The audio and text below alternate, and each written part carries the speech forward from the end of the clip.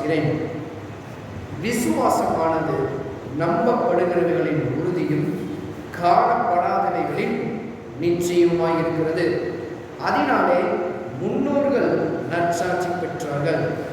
விசுவாசத்தினாலே நாம் உலகங்கள் தேவனுடைய வார்த்தையினால் உண்டாக்கப்பட்டது என்றும் இவ்விதமாய் காணப்படுகிறவைகள் தோன்றப்படுகிறவைகளால் உண்டாகவில்லை என்றும் அறிந்திருக்கிறோம். ஜெபம். பரலோக தகப்பனே, ஆண்டவரே, இயேசுவின் நாமத்திலே வருகிறோம்.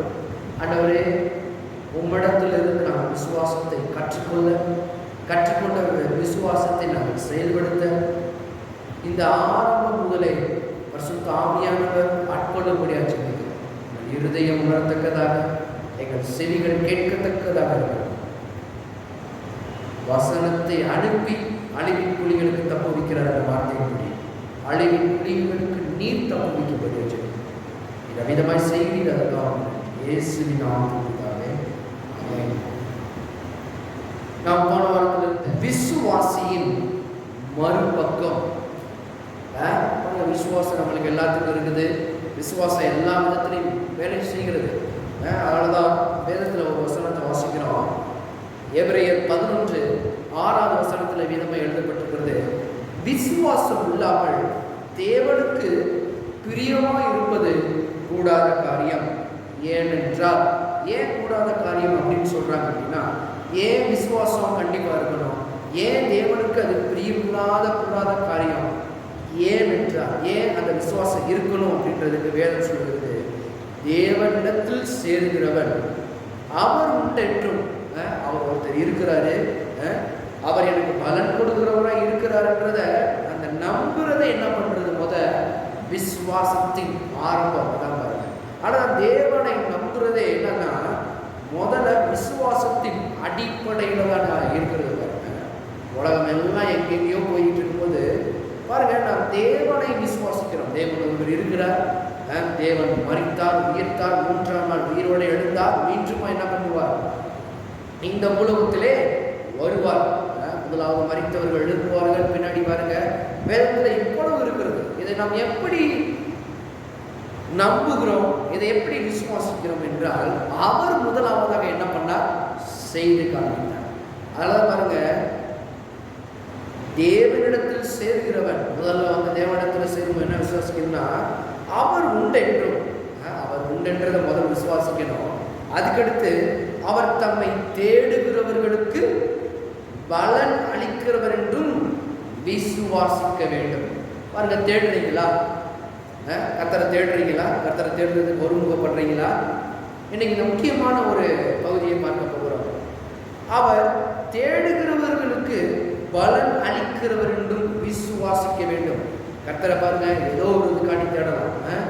ஒருவேளை பிள்ளைக்காகவோ, ஒருவேளை வந்து ஐஸ்வர்யத்துக்காகவோ, ஒருவேளை ஆரோக்கியத்திற்காகவோ, எதுக்காகவோ நம்ம தேடிக்கொண்டிருக்கலாம் தேவனை. ஆனால் பாருங்க, தேடுகிறவர்களுக்கு அவர் பலன் அளிக்கிறவர் என்றும் விசுவாசிக்க வேண்டும். பாருங்க, அது நம்மளுடைய கடமை. நம்ம தேடுறோம், ஆனால் நம்ம தேடுறது மட்டும் நிறுத்திடக்கூடாது. அவர் என்ன பண்ண வேண்டுமா? அவர் பலன் அளிப்பார் என்று விசுவாசிக்க வேண்டும். அப்ப விசுவாசம் ரொம்ப பெரிய காரியங்களை மாறுதலாய் மாற்றி அமைக்கிறார். யாரெல்லாம் விசுவாசம் வைக்கலையோ அந்த விசுவாசம் செயல்படாம போயிடும். ஆனால் பாருங்க, இந்த மறுபக்கம் நம்ம விசுவாசிச்சு கொண்டு இருக்கும்போது பாருங்க, காரியம் ஒரு வேலை மாறாம இருக்கணும். டக்குன்னு வந்தோடனே அப்படியே மாறும், அப்படியே ஜி பூம்பா அப்படின்னா காரியம் மாறுதலா இருக்காது. ஒருவேளை ஸ்டார்டிங்ல இருக்கு. அதனால வேதம் சொல்கிறது, ஆரம்பத்தை எவன் ஒருவன் அசட்டை பண்ணுவானே. ஆரம்பம் வந்து ஒரு மாதிரி இருக்கும், ஆனா முடிவு எப்படி இருக்கும்? சம்பூர்ணமாய் இருக்கும். கண்டிப்பா சம்பூர்ணமாய் இருக்கும். அதுதான் ஆரம்பத்தை கண்டு என்ன பண்ணக்கூடாது? பயப்படக்கூடாது. ஆரம்பத்தை கண்டு திகிலடையக்கூடாது. ஆரம்பத்தை கண்டு என்ன பண்ணக்கூடாது? விசுவாசத்தை இழந்துடக்கூடாது. தொடர்ந்து முன்னோக்கி என்னென்னலாம் செய்ய வேண்டுமோ என்ன பண்ண வேண்டும்? செய்து கொண்டே இருக்க வேண்டும். அப்படிப்பட்ட நேரங்களில் நம்ம செய்து கொண்டே இருக்கணும்னு சொல்றல, அப்படிப்பட்ட நேரங்களில் நாம் ஒன்றை விசுவாசம் இருக்கிறோம். பாருங்க, சுகத்துக்காக விசுவாசிக்கிறோம், இப்போ சரீரத்தில் சுகவீனமாக இருக்குது. அப்போ சுகம் வேணுன்ற பொழுது நம்ம என்ன பண்ணுறோம்? தேவன்கிட்ட ஜெபம் பண்ணுறோம். அதுக்கு டக்குன்னு எதுவும் என்ன பண்ணுறதில்ல, மாறிடுறதுலாம் கிடையாது. ஏதோ ஒரு பிரச்சனை மாறணுன்றதுக்காக ஜெபம் பண்ணுறோம், ஒரு போராட்டம் மாறுறதுக்காக ஜெபம் பண்ணுறோம். டக்குன்னு என்ன பண்ணுறதில்ல, எதுவுமே மாறிடுறது கிடையாது. அப்போ அந்த சமயங்களிலே நாம் என்ன செய்ய வேண்டும்? அப்போ விசுவாசியின் மறுபக்கம் எப்படி இருக்க வேண்டும்? அந்த நேரங்களில் நம்முடையது எதை நோக்கி இருக்க வேண்டும்? யாரை நோக்கி இருக்க வேண்டும்? பாருங்க, நிறைய பேர் விசுவாசிக்கிறேன்னு சொல்றாங்க, உண்மையிலே சொல்றாங்க, நான் நல்லா தான் விசுவாசிச்சேன், நல்லா தான் இது பண்ணேன், ஆனா என்ன பண்ணல, நடக்கல அப்படின்னு. பாருங்க, நடக்கலன்னு இல்லை, கண்டிப்பா நடக்கும். நடக்கிற வரைக்கும் என்ன பண்ணக்கூடாது, நாம் ஓயவும் கூடாது, விடவும் கூடாது. இன்னைக்கு நான் ஒன்று எடுத்து காண்பிக்கிறேன்.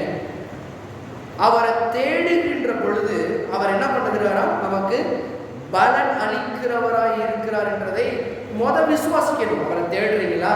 ஏதோ சுகத்துக்காக தேடுறீங்க, இவர்கிட்ட போனால் சுகம் கிடைக்குமா, தேடிக்கிட்டே இருக்கோம், எந்த ஒரு சுகமும் வந்த பாடல்ல அப்படின்னு நினைச்சு என்ன பண்ணக்கூடாது, கிவ் அப் பண்ணிடக்கூடாது, விட்டுறக்கூடாது. பாருங்க, தேவன்கிட்ட முன்னேறி சென்று கொண்டே இருக்க வேண்டும்.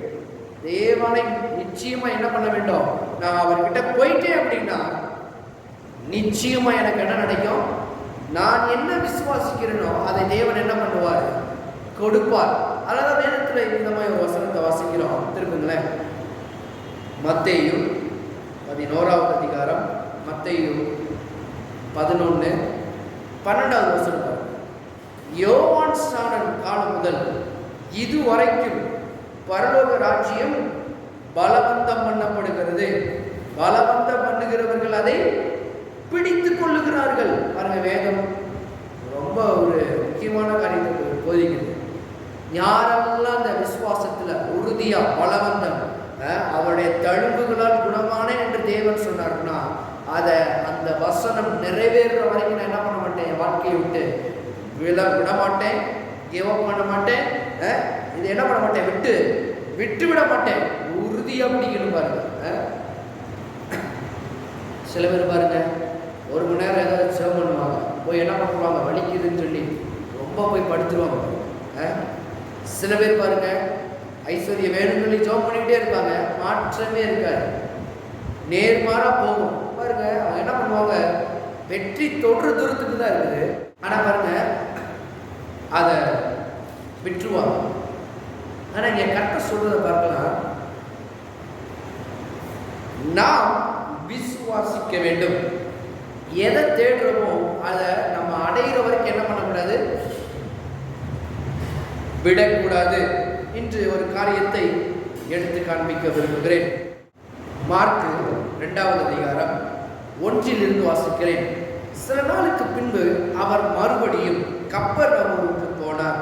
அவர் வீட்டில் இருக்கிறார் என்று ஜனங்கள் கேள்விப்பட்டு உடனே வாசலுக்கு முன்னும் நிற்க இடம் போகாதபடிக்கு அநேகர் கூடி வந்தார்கள். அவர்களுக்கு வசனத்தை போதித்தார். அப்பொழுது 4 பேர் ஒரு திமிர்வாதக்காரனை சுமந்து கொண்டு அவரிடத்தில் வந்தார்கள். பாருங்க, ஒரு திமிர்வாதக்காரன் இருக்கிறான். அவனுக்கு என்னப்பட்ட நிலைமை அப்படின்னா, அவனுடைய காலையை அசைக்க முடியாது, கையை அசைக்க முடியாது, பாடி ஃபுல்லாக பேரலைஸ், வெறும் மண்டை மட்டும்தான் அவனுக்கு செயல்பட்டு. பாருங்க, எப்படி திரும்பிக்கலாம், அவ்வளோதான். பேர்பட்ட ஒரு நிலைமை. கிட்டத்தட்ட எத்தனை நாட்களாக இந்த படுத்த படுக்கையாக இருக்கான்னு தெரியல, திமிர்வாதத்தில் இருக்கிறான். பாருங்க, அவனை ஒரு கட்டிலில் இருக்கிறார். பாருங்களேன், 4 ஜனக்கூட்டத்தின் நிமித்தம் அவருக்கு சமீபமாய் சேரக்கூடாமல் அவர் இருந்த வீட்டின் மேற்கூரையை பிரித்து திறப்பாக்கி திமிர்வாதக்காரன் கிடக்கிற படுக்கையை இறக்கினார்கள். என்னைக்குமே ஒரு சுவிசேஷத்தை வச்சு என்ன பண்ணக்கூடாது, முடிவு பண்ணக்கூடாது. பாருங்க, இங்க என்ன பண்ணாங்க, திமிர்வாதக்காரன் இருந்தா அவனை சுமந்து கொண்டு வந்தாங்க.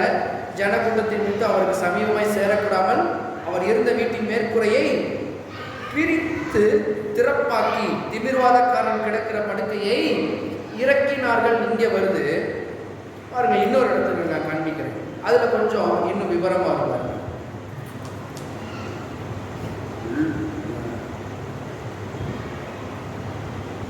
லூக்கா 5வது அதிகாரம், லூக்கா 5, இதையும் வச்சிருப்போம், இங்கேயும் வாசிப்போம் பாருங்க.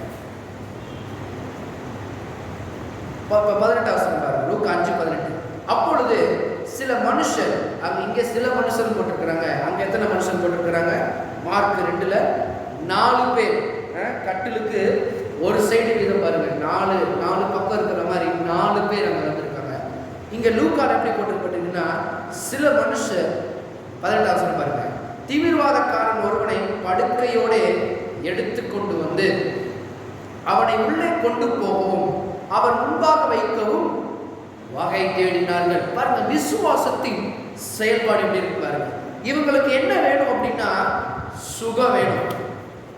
இப்ப இந்த சுகம் நடக்கிற வரைக்கும் இவங்க என்ன பண்ணக்கூடாது, விட்டு விலகக்கூடாது. அவங்களுக்கு என்ன வேணும்னா சுகம் வேணும். யாருக்கு? திமிர்வாதக்காரனுக்கு இப்ப சுகம் வேணும்.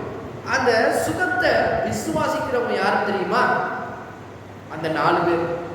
அதனால பாருங்க, நமக்கு பக்கத்துல இருக்கிறவங்க கூட நல்லா இருக்கணும்னு நினைக்கிறோம் அப்படின்னா நம்ம விசுவாசம் உள்ளவர்களாக வாங்கணும். அவங்க என்னத்தையும் விசுவாசம் போறாங்க, என்னத்தையும் செஞ்சுட்டு போறாங்க பாருங்க. அப்படி விடுறது பாருங்க ஒரு சரியான விசுவாசத்தின் ஒரு ஆரம்பமே கிடையாது. அவன் திமிர்வாதக்காரனா இருக்கிறான் பாருங்க, அவனை எப்படியாவது உள்ள இறக்கணும்னு பாக்குறாங்க. சைடு வழியா வராங்க, படுக்கையை எடுத்துக்கொண்டு அவனை உள்ளே கொண்டு போகவும் அவர் முன்பாக வைக்கவும் வகை தேடினார்கள். அப்ப விசுவாசம்ன்றது என்ன? விசுவாசம் எதை பெற்றுக்கொள்ள வேண்டும் என்று நினைக்கிறதோ அது வர வரைக்கும் என்ன பண்ணாது, ஓயாது. அதுதான் விசுவாசத்தின் மறுபக்கம். இவனுக்கு சுகம் இன்னும் கிடைக்கல, இன்னொரு பக்கம் போறாங்க, வீட்டின் முற்றுகை முன்னால போறாங்க, அங்க ஆட்கள் கூட்டம் இருக்குது. பின்னாடி போறாங்க, அங்கேயும் ஜனம் நிறைஞ்சு வழியுது. சரி, எங்கேயாவது ஒரு தடவை இறக்கிடலான்னு பார்த்தா எல்லா பக்கமும் ஜன கூட்டம் தான் இருக்கு. இப்ப எப்படி இவங்க உள்ள போறதுன்னு சொல்லி யோசிச்சுட்டே இருக்காங்க, வகை தேடினாங்க. விசுவாசம் என்ன மாதிரி செய்து பாருங்க காரியத்தை. எப்படியாவது சுகத்தை பெற்றுக்கொண்டுதான் பின்னாடி வரணும் அப்படின்றக்காக சுத்தி 4 பேர் வகை தேடுறாங்க. யாருக்காக? திமிர்வாதக்காரனுக்காக. அவனுக்கு சுகத்துக்கு இவன் பாருங்க 4 பேர் என்ன பண்றான், விசுவாசிக்கிறவனா இருக்கிறான். ஏசு கிட்ட கொண்டு போய் சேர்த்துட்டா போதும், அவர் என்ன பண்ணிடுவாரு, இந்த விசுவாசத்தை கனப்படுத்துகிறவராக இருக்கிறார். எபிரேயர் வாசிச்சோம்ல, தம்மை தேடுகிறவர்களுக்கு பலன் கொடுக்கிறவர். பாருங்க, இவங்க அதை நம்புறாங்க, அதை விசுவாசிக்கிறாங்க, இப்ப செயல்படுத்துறாங்க. சும்மா உட்காந்துக்கிட்டே இல்லை பாருங்க, என்னத்தையாவது நடக்கா நடக்கட்டும் அப்படின்னு சொல்லி உட்காரல. இல்லை இயேசுவை போய் கூட்டிட்டு போவோம் இல்ல. விசுவாசம் என்ன பண்ணுதுன்னா உட்காராத விசுவாசம், விசுவாசம் செயல்ல இருக்குது. விசுவாசம் செயல்படுத்த ஆரம்பிச்சிருப்பாரு. விசுவாசம் பேச்சில் இருக்குது என்று போன தடவை காமிச்சேன். இப்ப பேச்சும் செயலும் ஒன்று சேர வேண்டும். இப்ப இந்த பேச்சும் செயலும் என்னைக்கு ஒன்று சேர்கிறதோ அன்னைக்கு என்ன பண்ணும், இந்த விசுவாசம் எதை நம்புகிறதோ, நாம் எதை நம்பி கொண்டு இருக்கிறோமோ அதை நம்முடைய வாழ்க்கையில் என்ன பண்ணும், செயல்படுத்தும். நீங்க பாருங்க, வகை தேடினாலும் 19வது வசனம் பாருங்க. ஜனக்கூட்டம் மிகுதியாய் இருந்தபடியால் அவனை உள்ளே கொண்டு போகிறதற்கு வகை காணாமல், நான் சொன்னேன்ல ஜனக்கூட்டம் மிகுதியா இருக்குது, இவனை எப்படி உள்ள கொண்டு போறதுன்னு ஒரு வகையை காணல. உள்ளேயே போக முடியாது. சுற்றிலும் வீட்டை சுற்றிலும் ஜனங்கள், முன்னாடி வாசல்லையும் ஜனங்க நிற்கிறாங்க, பின்னாடி வாசலும் ஜனங்க நிற்கிறாங்க. சரி, ஜன்னல் வழியா கையசைச்சாவது கூப்பிடலான்னு பார்த்தா அங்கேயும் ஜனங்கள் நிற்கிறாங்க. எல்லா பக்கமும் ஜனங்கள் நிற்கிறாங்க. இப்ப பாருங்க, ஐயோ முடிஞ்சிச்சு, அவ்வளவுதான்.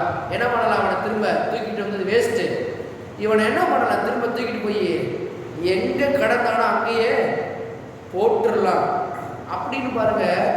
இவங்க கிவ் அப் பண்ணல, விட்டுறல பாருங்க, விட்டு விடல. விசுவாசம் என்ன பண்ணுதுன்னா முன்னோக்கி செல்லக்கூடியதா இருக்கிறது. எதை நம்பினார்களோ அவர்கிட்ட கொண்டு போனா இவன் உயிரோட வந்துடும். செத்து போன நிலைமையில இருக்கிறான், எந்த ஒரு அசைவு இல்லை, எந்த ஒரு இது இல்லை.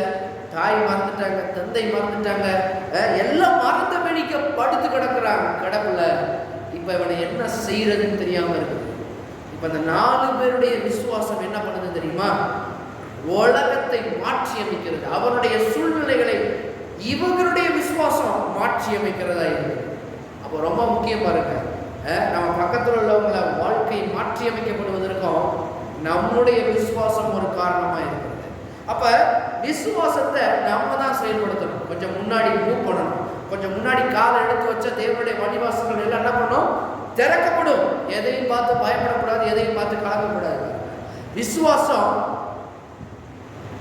எதை நம்புகிறோமோ நம்புகிறதை கொண்டு வந்து சேர்க்கிறது. நம்ம பாருங்க, வந்து சேர்க்கும்.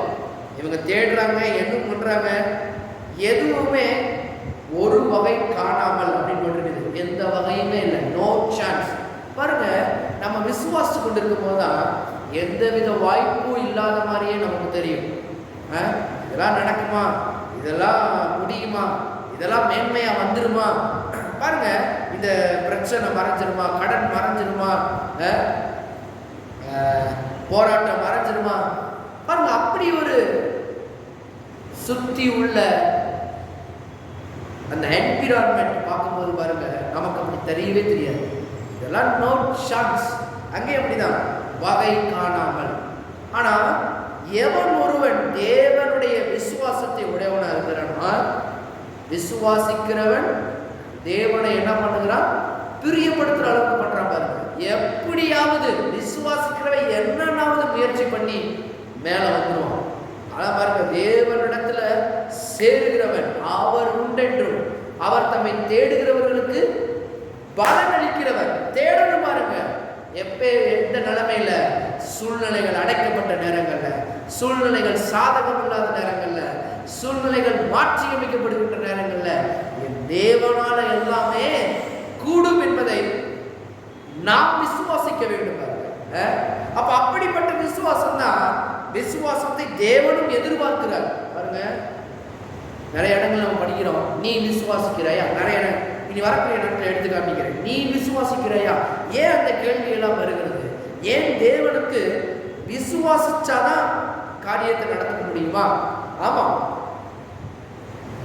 வேதத்தில் போட்டிருக்கிறது வாசல்ல, விசுவாசம் இல்லாமல் தேவனுக்கு பிரியமா இருப்பது கூடாத காரியம். ஏன் விசுவாசிக்க வேண்டும் அப்படின்னா, விசுவாசிச்சாதான் பெரிய காரியங்களை தேவனால் செய்ய முடியும். அதான் பாருங்க, ஏதாவது தேவனா பார்த்து செய்யட்டும், கடவுளா செஞ்சா சரி, கடவுளா படியளந்தா சரி, அவர் ஒரு நாள் பண்ண மாட்டார். எப்ப பண்ணுவார் தெரியுமா? விசுவாசத்தை யாரும் விட்டு விடாம, சூழ்நிலைகள் வேற மாதிரி இருந்தாலும், பிரச்சனைகள் வேற மாதிரி இருந்தாலும், இனி நடக்காது, இது முடியாது அப்படின்னு சொல்லுகிற நேரங்களில் கூட விசுவாசிக்கிறவன் வந்து பதறாம அடுத்த கால முன்னோக்கி வைக்கும் போது வழிவாசல்கள் திறக்கப்படும். இங்க வகையே இல்லைன்னு வாசிச்சோம். இப்ப அடுத்த ஒரு வகை பாருங்க, விசுவாசம் சூழ்நிலைகளுக்கு வழிவகுக்கிற. பாருங்க, விசுவாசிக்கிறவனுக்கு சூழ்நிலைகள் தடைப்பட்ட மாதிரி தெரியலாம், ஆனா விசுவாசிக்கும் பொழுது தடைகள் எல்லாம் விலக ஆரம்பிக்கும். இப்ப வேணா வாசிக்க பாருங்க, 19வது வசனம். ஜனக்கூட்டம் மிகுதியா இருந்தபடியினால் அவனை உள்ளே கொண்டு போகிறதற்கு வகை காணாமல் வீட்டின் மேல் ஏறி தட்டோடுகள் வழியாய் ஜனங்களின் மத்தியில் இயேசுவுக்கு முன்பாக அவனை படுக்கையோடே இறக்கினார்கள். பாருங்க, அவனை எப்படியாவது தூக்கி ஓட பிரிச்சு, இயேசுவே நம்ம கொண்டு வந்தோம், முன்னாலே வகை இல்லை, சைடுல வகை இல்லை, இயேசுவேன்னு கூப்பிட்டுருந்தா அவர் வெளியே வந்துருக்க மாட்டாரா? பாருங்க, அவரை தேடணும், ஃபோக்கஸ் எல்லாம் அவர்கிட்ட இருக்கணும். அவர்கிட்ட நெருங்கினா போதும், திறக்காத வாசல்கள் கூட என்ன பண்ணும், திறக்கும் என்று கர்த்தருடைய ஆவியானவர் சொல்றார். திறக்காத வாசல்கள் திறக்கும், முடியாத காரியங்கள் முடியும். எப்ப அவரை நோக்கி ஃபோக்கஸா இருக்கு. பாருங்க, ஓட்டை பிரிச்சு என்ன பண்றாங்க, தட்டோடுகள் வழியாய் ஜனங்களின் மத்தியில் இயேசுவுக்கு முன்பாக அவனை படுக்கையோடு இறக்கினார்கள். படுத்த படுக்கையா, அப்ப எவ்வளவு ஓட பிரிச்சுட்டு பாருங்க, எல்லா ஓடையும் பிரிச்சு இவனை அந்த படுக்கையில படுக்க வச்சு மெதுவா இறக்குறாங்க. இப்ப ஒருத்தன் ஃபோர்ஸா இறக்குனாலும் என்ன பண்ணுவான், திமிர்வாதக்காரன் விழுகிறதுக்கு சான்ஸ். இப்ப 4 பேருடைய எந்த நம்பிக்கையில 4 பேர் வந்தாங்களோ 4 பேருடைய விசுவாசம் எப்படி இருக்கணும்? சரியா இருக்கணும். 4 பேரும் நல்ல விசுவாசிகள், பேர் குறிப்பிடப்படலை. இவங்கள்ட்ட நம்ம அதை கத்துக்கலாம் பாருங்க. இவங்க எப்படிப்பட்ட விசுவாசி? மற்றவங்களும் நல்லா இருக்க வேண்டும் என்று எதிர்பார்க்கிற இது பாருங்க. இதான் பாருங்க, விசுவாசத்தின் மறுபக்கம் எப்படி இருக்கணும்? சூழ்நிலைகள் வேற மாதிரி இருக்கும்போது, பிரச்சனைகள் வேற மாதிரி இருக்கும்போது நம்முடைய விசுவாசமும் சரியா இருக்க வேண்டும். நம்ம பழகிறவனுடைய விசுவாசமும் உயர்ந்ததா இருக்க வேண்டும். உயர்ந்த எண்ணங்களை உடையவன தேவன் என்ன பண்ணுவாரு? உயர்ந்த ஸ்தானங்களுக்கு நேராய் ஏற்றி அழகு பார்ப்பார். அப்ப ரொம்ப முக்கியம் பாருங்க, இப்ப படுக்கையோட இறக்குறாங்க, 4 பேரும் கரெக்டா இறக்கணும். நிர்வாகம் அவருடைய விசுவாசத்தை அவர் கண்டு, இப்ப யாருடைய விசுவாசத்தை கண்டுறாரு? திமிர்வாதம் கேட்காத வந்து விசுவாசிக்கல. அந்த 4 பேர் டாப்ல இருந்தாங்க பாருங்க. அவன் நம்பி அவன் இந்த விசுவாசிக்கிறான் பாருங்க. இயேசு கிட்ட கொண்டு போனா முடிஞ்சு, இவன் உயிர் வந்துடும், செத்தவன் போல இன்னும் இருக்கிறான், ஆனா உயிர் வந்து எழுந்து நடக்க ஆரம்பிச்சிடும் சொல்லி அந்த விசுவாசத்தை தேவன் கண்டு சுத்துறாங்க, வீட்டை சுத்துறாங்க. முன்வாசனை இடம் இல்லை, பின்வாசனை இடம் இல்லை, அவர் கூப்பிடுறதுக்கு வாய்ப்பு இல்லை. ஜன கூட்டம் அவரை சுத்தி சூழ்ந்து கொண்டு இருக்கிறது. ஆனாலும் பாருங்க, விசுவாசித்த இவங்களுக்கு ஒரு பதட்டம் இல்லை, ஒரு காரியம் இல்லை. எல்லாம் நடக்குமா முடியுமானே யோசிக்கவே இல்லை. நேரா மேல போறாங்க, கூரையை பிடிக்கிறாங்க, உள்ள இறக்குறாங்க. இப்ப உள்ள இறக்குறதுக்கு முன்னாடியே நல்லா பாருங்க, வேதவசனம் எப்படி போதிக்குது? படுக்கையோட இறக்கினார்கள். அது என்ன, அவன் யாரு, எப்படிப்பட்டவன், எதுவுமே தெரியாது ஜனங்களுக்கு. அவன் திமிர்வாதக்காரன் பாருங்க, பார்த்தவங்களுக்கு தெரியும் அவன் திமிர்வாதக்காரனா இருக்கிறான். மித்த ஜனங்களுக்கு புதுசாக தெரியாது, எப்பேற்பட்டவன், என்ன ஆளு, எதுவுமே தெரியாது. ஓட்டை உடச்சி பிடிக்கிறானே யாராவே அப்படின்னு சொல்லி சில பேர் சத்தம் போட்டிருக்கலாம். சில பேர் பாருங்க, அது எந்த வீடுன்னு தெரியல, ஏசு வீடா அது யார் வீடுன்னு தெரியல. ஆனா அமைதியா இருக்கிறத பார்த்தா, யாரும் திட்டாம இருக்கிறத பார்த்தா இது இயேசுவின் வீடா கூட இருந்திருக்கலாம். இப்ப உள்ள இறக்குறாங்க. இப்ப இயேசு வேற எதையும் கேட்கல பாருங்க. எதை கேட்கிறாரு? அவர்களுடைய விசுவாசத்தை அவர் கண்டு. அப்ப நீங்க இன்னைக்கு விசுவாசிக்கிறீங்களா? உங்க விசுவாசத்தை அவர் காண்கிறவராய் இருக்கிறார். அதான் முக்கியமான பாயிண்ட் பாருங்க. விசுவாசிக்கிறவனுக்கு எல்லாம் கூடும், நம்மை தேடுகிறவர்களுக்கு அவர் பலன் கொடுக்கிறவர். பலன் கொடுக்கிறார், நிச்சயமா பலன் கொடுக்கிறார். இது நம்ம உறுதியாய் நம்ப வேண்டும், உறுதியாய் விசுவாசிக்க வேண்டும். யாரு விசுவாசத்தை நம்புகிறார்களோ, யாரு விசுவாசத்தை உறுதியாய் பிடித்துக் கொள்கிறார்களோ, இப்ப தேவனுக்கு தெரியும், விசுவாசிக்கிறவனை அவர் கண்டு. பாருங்க, நானும் விசுவாசிக்கிறேன், எனக்கு நடக்க மாட்டேங்குது. இல்ல இல்ல, சுத்துனாங்க, இடம் இல்லை, முன்வாசல்ல போறாங்க, ஜனக்கூட்டம் இருந்துச்சு, பின்வாசல்ல போறாங்க, ஜனக்கூட்டம் இருந்துச்சு. நானும் விசுவாசிக்கதான் செய்கிறேன், நடக்க மாட்டேங்குது. இல்ல, விசுவாசம் என்ன பண்ணுவோம்? அடுத்த ஸ்டெப்பை முட்டி மோது பாருங்க. பிரச்சனைகள் தாறுமாறா இருந்தாலும் சரி, நான் என்ன விசுவாசிக்கிறேன்? திமிர்வாதக்காரன் எழுந்து நடக்க வேண்டும். இதுதான் எங்களுடைய விசுவாசம். அதான் 4 பேருடைய விசுவாசம் பாருங்க. அவன் எந்திரிச்சு நடக்கணும். இயேசு கிட்ட கொண்டு போய் கொடுத்தா சுகமாக்குவார். எந்திரிச்சு கண்டிப்பா நடப்பான். என்ன மாதிரி விசுவாசம் பாருங்க. தூக்கி விட்டாங்க, ஓட்ட பிரிச்சாங்க, உள்ள இறக்குறாங்க. இதையெல்லாம் இயேசு கண்டு, இதெல்லாம் தான் இயேசு காண்கிறார். விட்டுட்டு போயிருக்கலாம். இவனுக்காண்டி எதுக்கு இவ்வளவு பெரிய போராட்டத்தை பண்ணிக்கிட்டு தெரிகிறோம்? இவனுக்காண்டி எதுக்கு இவ்வளவு முட்டு கொடுத்துக்கிட்டு தெரிகிறோம்? தூக்கி போட்டு போயிருக்கலாம் பாருங்க. ஆனா இவங்கெல்லாம் இருக்கணும்ன்றத அவங்க நினைக்கிறாங்க. இதுதான் விசுவாசிகளுக்கும் இருக்க வேண்டும். எவன் எக்கெடு கெட்டு போனா நமக்கு என்ன பாருங்க. இப்படிப்பட்டது விசுவாசமே கிடையாது. தன்னைத்தானே மட்டும் தனக்கு மட்டும் விசுவாசிக்கிறதால விசுவாசம் கிடையாது. விசுவாசம் அவங்களுக்கு இருக்கணும், மற்றவங்களை உயர்த்துவதற்காக இருக்க வேண்டும் விசுவாசம். பாருங்க, இவங்கள்ட்ட இருந்து நிறைய பாடங்களை நம்ம கற்றுக்கொள்ளலாம். நான் மட்டும் வளரணும், நான் மட்டும் நல்லா இருக்கணும், நான் மட்டும் மேன்மையா இருக்கணும் அப்படி நினைக்கிறது விசுவாசத்தின் ஒரு அங்கமே கிடையாது. விசுவாசிக்கிறவன் தானும் நல்லா இருக்கணும், மற்றவர்களும் எப்படி இருக்க வேண்டும்? நன்றாக இருக்க வேண்டும் என்று எதிர்பார்க்க வேண்டும். அவர்தான் விசுவாசம். அவர்தான் நமக்கு இன்னொரு பேர் இருக்கிறது. என்ன பேரு? விசுவாசி. விசுவாசிக்கிறவன் பதறான். அப்ப விசுவாசிக்கிறவனுக்கு விசுவாசின்னு ஒரு பேர் இருக்குது. எதுக்காண்டி? அவனும் விசுவாசிக்கணும், மற்றவர்களையும் விசுவாசிக்க தூண்ட வேண்டும். அவர்களுக்கு என்ன பண்ணணும்? நல்லா இருக்குன்றக்காக என்ன பண்ண? விசுவாசித்து ஜபத்தை பண்ண வேண்டும். இப்படி நம்ம இருக்கிறோமா? இன்னைக்கு கொஞ்சம் யோசிச்சு பார்க்கணும். மற்றவர்களுக்காக ஜெபம் பண்ணுறது, மற்றவர்களுக்காக தேவன் என்ன பண்றது? விசுவாசத்தோடு ஜெபம் பண்ற ஜெபம், இதெல்லாம் ரொம்ப முக்கியமா இருக்கு. விசுவாசத்தின் மறுபக்கம் ரொம்ப முக்கியம். இவங்க விசுவாசம் இப்ப அவனை என்ன பண்ண வைக்குதுன்னு பாருங்க. அவருடைய விசுவாசத்தை அவன் கண்டு 20வது வசனம், திமிர்வாதக்காரனை நோக்கி, மனுஷனே உன் பாவங்கள் உனக்கு மன்னிக்கப்பட்டது என்றார். அப்பொழுது வேத பாரகரும் பரிசேயரும் யோசனை பண்ணி, தேவ தூஷணம் சொல்லுகிற இவன் யார்? தேவன் ஒருவரை அன்றி பாவங்களை மன்னிக்கத்தக்கவர் யார் என்றார்கள். இயேசு அவர்கள் நிந்தைகளை அறிந்து அவர்களை நோக்கி, உங்கள் இருதயங்களில் நீங்கள் சிந்திக்கிறது என்ன? பாவங்கள் உனக்கு மன்னிக்கப்பட்டது என்று சொல்லுவதோ, எழுந்து நடவென்று சொல்லுவதோ ஏது எளிது? பூமியிலே பாவங்களை மன்னிக்க மனுஷகுமாரனுக்கு அதிகாரம் உண்டு என்பதை நீங்கள் அறிய வேண்டும் என்று சொல்லி, நல்லா கவனிங்க, சொல்லி இவரும் சொல்றாரு. நீங்க நல்லா கவனிங்கப்பா, இது ரொம்ப முக்கியம். சொல்லி திமிர்வாதக்காரனை இப்ப நோக்கி முத வார்த்தை சொல்றாரு, பாவங்கள் உனக்கு மன்னிக்கப்பட்டது. ஏன்னா அந்த பாவத்தை நிமித்தம் அவன் அப்படி இருக்கிறான். இப்ப முதலாவது பாவங்களை மன்னிக்கிறார். இவங்களுக்கு தெரியும், யாருக்கு? அந்த 4 பேருக்கு தெரியும், இவர் பாவத்தை மன்னிக்கிறவர் மாத்திரமல்ல, அது மூலம் வரும் தண்டனையும் இருந்து நோயையும் நீக்க வல்லவர் என்பதை அவர்களுக்கு தெரியும்.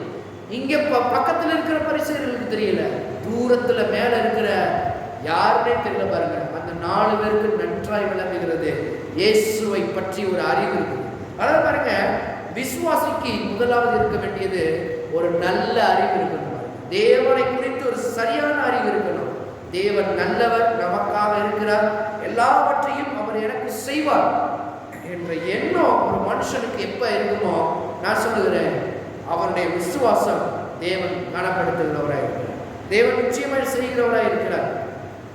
இப்ப பாருங்களேன், 22 இயேசு அவர்கள் சிந்தனைகளை அறிந்து அவர்களை நோக்கி, உங்கள் இருதயங்களை நீங்கள் சிந்திக்கிறது என்ன அப்படின்னு சொல்லிட்டு 25 பாருங்க. 23 உன் பாவங்கள் உனக்கு மன்னிக்கப்பட்டது என்று சொல்வதோ, எழுந்து நட என்று சொல்வதோ எது எளிது?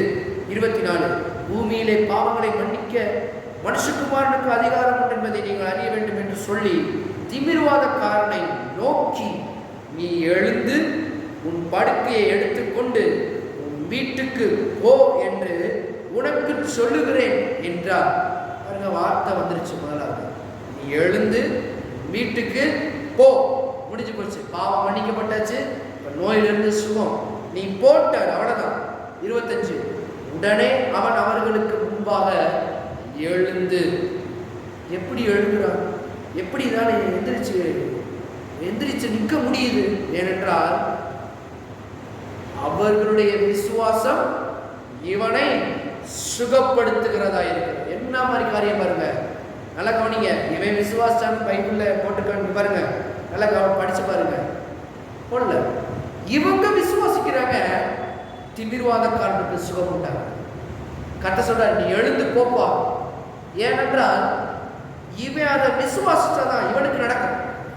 ஏனென்றால் அநேக தடவை பாருங்க, இயேசு கிட்ட வரும்போது, ஐயா எனக்கு கண்ணு தெரியல, எனக்கு காது கேட்கல, நான் ஊமையும் செவிடுமா இருக்கிறேன் அப்படின்னு. அப்ப ஆண்டவர் கேட்கிறாரு, நீ விசுவாசிக்கிறையா?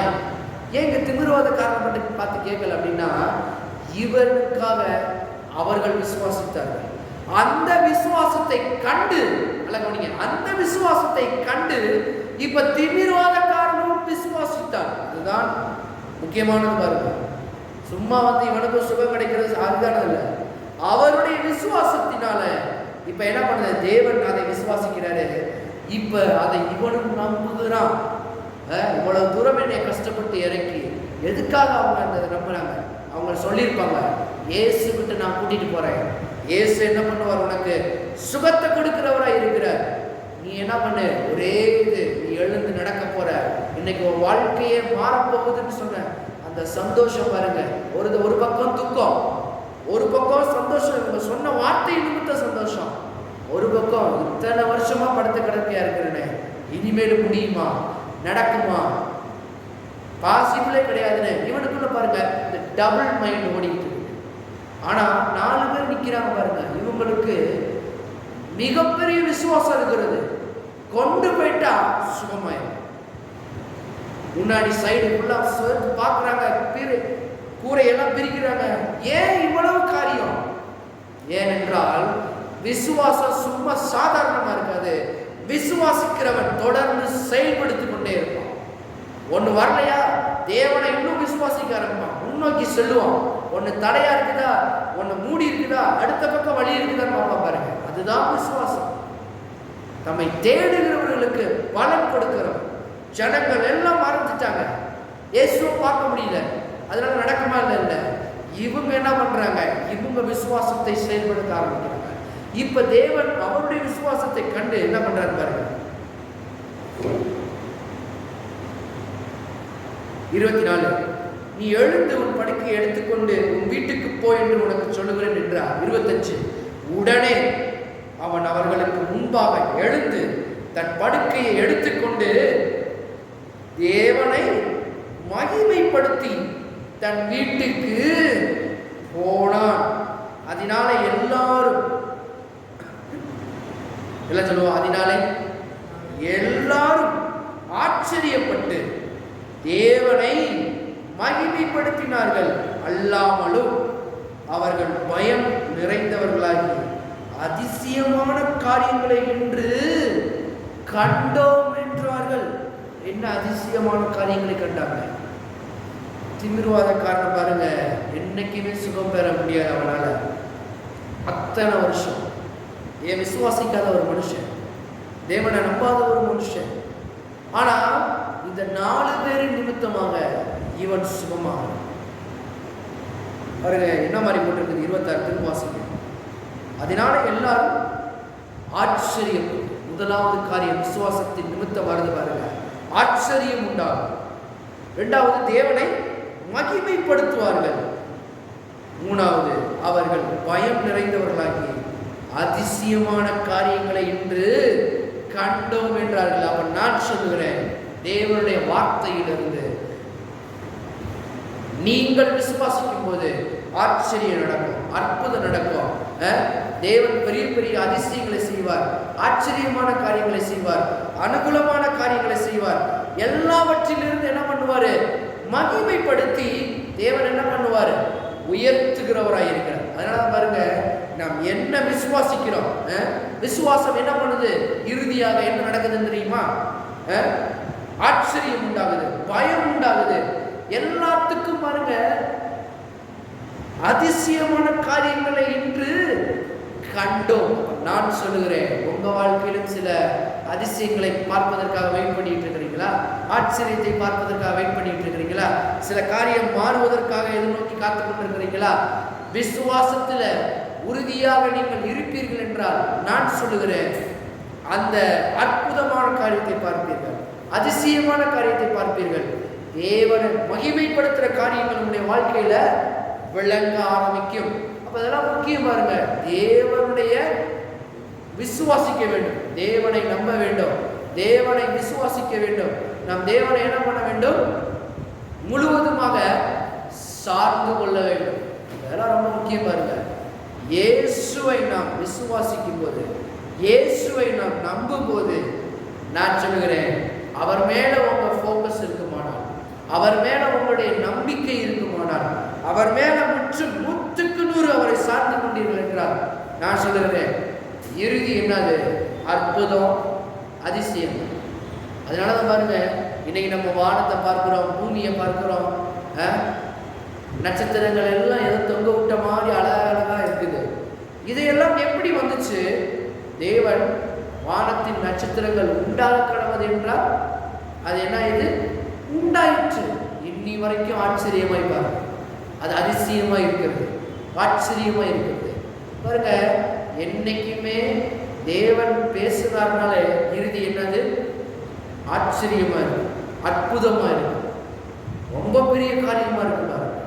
அதே மாதிரிதான் வார்த்தையை நாம் நம்பும் போது, விசுவாசத்தை பிடிக்கும் போது இறுதியில் என்ன நடக்கும்? அற்புதம், அதிசயமா இருக்கும், ஆச்சரியமான காரியம். அதனால விசுவாசத்தின் மறுபக்கம் எப்படி இருக்கணும்?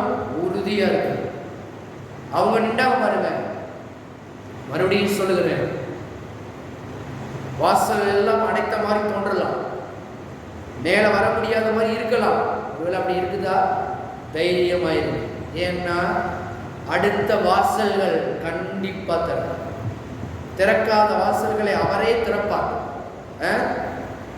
மூடி இருக்கிற கதவைகளை அவரை என்ன பண்ணுவார்? இருப்பு தாழ்பால்களை உடைத்து அந்த காலத்தில் இருக்கிற பொக்கிஷங்களை எடுத்து நமக்கு கொடுக்கிற தேவன் பாருங்க. அவர் தான் வானத்துக்கும் பூமிக்கும் சொந்தக்காரராகிய கர்த்தர். அப்ப இவரை விசுவாசிக்கணும் பாருங்க. இவரை நம்பி போனீங்க அப்படின்னா, நான் சொல்றேன், தம்மை தேடுகிறவர்களுக்கு பலனளிக்கிறவர். தேடுகிறீர்களா? இவரை நம்புறீங்களா? இவரை விசுவாசிக்கிறீங்களா? அப்ப நான் சொல்லுகிறேன், இவரை நம்பி இவரை விசுவாசிச்சு இவரை பின்னாடி போனீங்க அப்படின்னா இறுதி என்னது? ஆச்சரியம். இறுதி என்னது? பயங்கரமான காரியம். இறுதி என்னது? அதிசயமான காரியங்கள், இதுவரைக்கும் பார்க்காத காரியங்களை விசுவாசமானது நமக்கு கொண்டு வந்து சேர்க்கக்கூடியதா இருக்கும். அதனால பாருங்க, அத்தனை வருஷம் படுத்த படுக்கையா இருந்தது. இன்னைக்கு நான் சொல்கிறேன், ஒருவேளை உங்க காரியங்கள் சில காரியங்கள் செத்து போனது போல இருக்கலாம். ரொம்ப நாள் பணம் தர வேண்டியவை பணம் தராமையே ஏமாத்திக்கிட்டே இருக்கலாம். ஒருவேளை சுகத்துக்காக ஜெபம் பண்ணிக்கிட்டே இருக்கிற, இன்னும் சுகம் இல்லையேன்னு கேட்கலாம். எங்க வீட்டில் நிறைய ரட்சிக்கப்படணும் ஜெபம் பண்ணிக்கிட்டே இருக்கு, இது வரைக்கும் இல்லைங்க அப்படின்னு நீங்க சொல்லலாம். ஆனா நான் சொல்றேன், இந்த விசுவாசத்தை உறுதியாக பிடிப்பீர்கள் என்றார். அவங்க பாருங்க, முன்னாடி போனாங்க, சைடு போனாங்க, மறுபடியும் யோசிக்கணும். கொஞ்சம் விளையிக்கோங்க, இயேசுவை நாங்கள் பார்க்கணும், எப்படியாவது நாங்கள் மீட் பண்ணணும். இந்த வழியை வருவாரா? ஒரு வாரம் பாருங்க, 2 பேரை முன்வாசல்லையும் 2 பேரையும் பின்வாசல் நிற்க வச்சு, இயேசு வந்தாருன்னா சொல்லு, டக்குன்னு அவன் இருக்கிற இடத்துக்கு கூட்டிட்டு போயிடலாம். ஏன்னா நிறைய பேர் இருந்தாங்க. ஒருத்தர் பாருங்க, இதே மாதிரி தன்னுடைய மகள் செத்து போற அவஸ்தையில் இருக்குதா, எவீரு பாருங்க. ஆனா எவீரு யாரை வந்து கூட்டு போறா? இயேசு வந்து கூட்டிட்டு போறா. நீ வந்து கையை வையும், அப்பொழுது என் மகள் சுத்தமாவா. இது அவனுடைய விசுவாசம். அதெல்லாம் பாருங்க, உங்க விசுவாசம் எப்படி இருக்குது? நடக்கலன்னா நடக்காது. விசுவாசத்தின் மறுபக்கம் ரொம்ப முக்கியம். ஒவ்வொருவருக்கும் நீங்கள் என்ன விசுவாசிக்கிறீர்களோ அது கண்டிப்பா நடக்கும். ஆனா எவீரு என்ன விசுவாசா? அவன் வந்து கையை வச்சா சுத்தமாவார், கூட்டி கையோட கூட்டு போறான். இவங்க 2 பேரும் முன்வாசல் நின்றுக்கலாம், பின்வாசல் நின்றுக்கலாம். வந்தாருன்னா கூட்டிட்டு போயிருவோம். எப்படி வெளியே வந்து தான் தீரணும், என்னத்தையாவது பண்ணிடுவோம். ஆனா பாருங்க, இல்ல டக்குன்னு நடக்கணும் காரியங்கள். இன்னைக்கு விட்டா இவரை என்ன பண்ண முடியாது? பிடிக்க முடியாது. ஏன்னா இவர் யாரு? இவர் ஓடிக்கிட்டே திரிகிறவர். ஆண்டவராகிய இயேசு கிறிஸ்து வேதத்துல போட்டிருக்குது, அப்போஸ்தலர் 10:38, அவர் பிசாசின் அகப்பட்ட யாவரையும் வியாதிகளை சுகமாக்குறவராய் சுற்றி திரிந்தார். அவருடைய வேலையை அங்கிட்டு போறது பாருங்க. ஏதாச்சும் கப்பர் நமக்கு வந்திருக்காரு. இப்ப கப்பர் நமக்கு வந்திருக்காருன்னு நம்ம என்ன பண்ணிக்கணும்? பயன்படுத்தி கொள்ள வேண்டும் என்பதை இவர்கள் பாருங்க சரியா விசுவாசிக்கிறாங்க. இவர்கிட்ட கூட்டிட்டு போயிட்டோம்னா சொஸ்தமாயிடலாம். இவங்க நினைக்கிறாங்க திமிர்வாதக்காரனோட முடிஞ்சு வாழ்க்கை, இத்தனை வருஷம் ஒண்ணுமே கிடைக்கல. நான் சொல்றேன், விசுவாசிக்கிறவனுக்கு மறுபடியும் சொல்கிறேன், விசுவாசித்தால் பெற்றுக்கொள்வீர்கள். ஒவ்வொருவருக்கும் ஒரு விசுவாசம். இவங்க என்ன பண்ணாங்க? இறக்கு, ஓட்ட பிரிச்சாவது இறக்கி திமிர்வாதக்காரனை உள்ள இயேசுக்கு முன்னாடி கொடுத்துருவோம். அவர்கிட்ட பொறுப்பு ஒப்பு கொடுத்துருவோம். விசுவாசம் என்ன பண்ண தெரியுமா? முன்னோக்கி போகும். ஆனா இறுதியான முடிவை யாரு கொடுக்கிறது? இயேசு கொடுக்கிறார். விசுவாசத்தை துவக்கிறவரும் முடிக்கிறவருமாகிய இயேசுவை நோக்கி ஓடக்கடவும். அவர்தான் விசுவாசத்தை துவக்கிறவர், அவர்தான் விசுவாசத்தை முடித்து வைக்கிறவர். இவருடைய பிரசங்கத்தை கேட்டுதான் இவங்க விசுவாசிக்கிறாங்க. விசுவாச பிரசங்கத்தை கேட்டுதான் இவங்க கூரையை திறந்து உள்ள இறக்குறாங்க. இப்ப உள்ள இறக்குறது இயேசு என்ன பண்ணுகிறார்? அளிக்கிறார், அற்புதமாய் சுகம் அளிக்கிறார். விசுவாசத்தை தொடக்கிறவரும் அவர் தான். இப்ப விசுவாசத்தை முடிக்கிறவரும் முடித்து வைக்கிறவரும் அவரே தான். அதனாலதான் நான் சொல்லுகிறேன், பிரசங்கத்தை பிடித்துக் கொள்ளுகிறவர், பலவந்தம் பண்ணுகிறவர்கள் பரலோக ராஜ்யத்தை பிடித்துக் கொள்ளுகிறார்கள். பிரசங்கத்தை பிடிச்சுக்கோங்க உறுதியா, விசுவாசத்தை உறுதியா பிடிங்க, வார்த்தையை உறுதியா பிடிங்க, வார்த்தையை அறிக்கையிடுகிறவர்களா இருங்க. மறுபக்கம் ரொம்ப கவனமா இருக்க வேண்டும். யாரு என்ன சொன்னா என்ன, நடக்காதுன்னு சொன்னா கூட என் தேவனால் எல்லாம் கூடும். வராத பணங்கள் வரும், கிடைக்காத வாய்ப்புகள் கிடைக்கும், திறக்காத வாசல்கள் திறக்கும். படிக்க முடியாம இருந்தா கூட தேவன் ஞானத்தை தருகிறவராய் இருக்கிறார். யாக்கோபு 1 சொல்லுகிறது, எவன் ஒருவன் ஞானத்தில் குறைவுள்ளவனாய் இருந்தால் யாவருக்கும் சம்பூர்ணமாய் கொடுப்பவர் ஒருவரை கடிந்து கொள்ளாதவருடைய தேவனிடத்தில் கேட்க கடவன். கேட்குறீங்களா? விசுவாசம் அதுதான் நம்ம கேட்குறோம். தேவனே எனக்கு விசுவாசம் தரும். எனக்கு ஒரு சில சப்ஜெக்ட்ல படிப்பு வர மாட்டேங்குது, சயின்ஸ் பிடிக்கிற, சோசியல் வர மாட்டேங்குது, மேக்ஸ் கணக்கு புரிய மாட்டேங்குது. பாருங்க, நம்ம அதை விசுவாசிக்க வேண்டும். தேவன் ஞானத்தை கொடுக்கிறார், நான் அதை விசுவாசிக்கிறேன். என் தேவன் எனக்கு ஞானமாய் இருக்கிறார், அதனால் நான் ஞானவானாய் ஆகிறேன். முந்தினோர் அனைவரை காட்டிலும் பிந்தினோராய் இருக்கிறேன். நான் ஞானத்திலும் வளர்ச்சியிலும் அடைந்து சேரினேன். என்ன விசுவாசிக்கிறோமோ அது நம்ம கிடைக்கும். இன்னைக்கு ஒருவேளை நிறைய பேர் சொல்லலாம், இவ்வளவு வளர்ந்துருக்கிறீங்க, இது தெரியலையா? நான் சொல்றேன், தேவனை பிடித்தீர்கள் என்றால் விசுவாசம் உங்களை மேற்படியில கொண்டு போயிருக்கு. அவங்களுடைய விசுவாசம் அன்னைக்கு என்ன, யாராச்சும் பிரிச்சு ஆண்டவர்கிட்ட சேர்த்தாச்சு, இதான் விசுவாசம். ஆண்டவர்கிட்ட சேர்த்தா குணமாயிருக்கும், அவ்வளவுதான். கொண்டு போய் இப்ப விசுவாசம் என்ன பண்ணுது, தள்ளி விட்டாங்க பாருங்க. விசுவாசத்துல இறக்கி விட்டாங்க. இயேசு பார்த்தாரு, சுகமாக்குனாரு. படுக்கையை எடுத்துக்கொண்டு நட, போடு, வீட்டுக்கு போ அப்படின்ட்டு. எங்க இருந்து கூட்டிட்டு வந்தாங்க தெரியல, எவ்வளவு தூரம் தெரியல. அவ்வளவு தூரம் பாருங்க, தலையில கட்டில தூக்கிட்டு நடந்துட்டு போனான். இவ்வளவு நாள் அந்த கட்டில் இவனை சுமந்தது, இப்ப பாருங்க இவன் அந்த கட்டிலை சுமக்க ஆரம்பிச்சுட்டான். உங்களை நீங்க சொல்லலாம், பாரங்கள் எல்லாம் அழுத்தி கொண்டு இருக்குது பாஸ்டர், இது முடியவே மாட்டேங்குது, நடக்கவே மாட்டேங்குது, சோர்வாகுதுன்னு உங்களை பாரங்கள் அழுத்தலாம். நான் சொல்றேன், விசுவாசத்துல உறுதியாய் நின்றீர்கள் என்றால் பாரங்களை நீங்க அமுத்தி நீங்க வெற்றிகரமாய் மாறிவிடுவீர்கள். ஆமென். பாருங்க, இதெல்லாம் விசுவாசிக்கிறது, இதையெல்லாம் நம்ப வேண்டும். அப்ப இதெல்லாம் தொடர்ந்து பிடிப்போமானால் பாருங்க, விசுவாசத்தின் மறுபக்கம் ரொம்ப முக்கியம். இந்த விசுவாசத்தின் மறுபக்கத்தை அளவுக்கு அதிகமா தியானிக்கணும். பாருங்க, சைடு இல்லைன்னொட விட்டுட்டு போகல, விசுவாசம் பாருங்க செயல்பட மறுபடியும் முன்னோக்கி அடி எடுத்து வைக்கிறாங்க. இப்ப வழிவாசம் திறக்க ஆரம்பிக்கிறது. 4 பேர்ல எவன் இந்த ஐடியா கொடுத்தது தெரியல.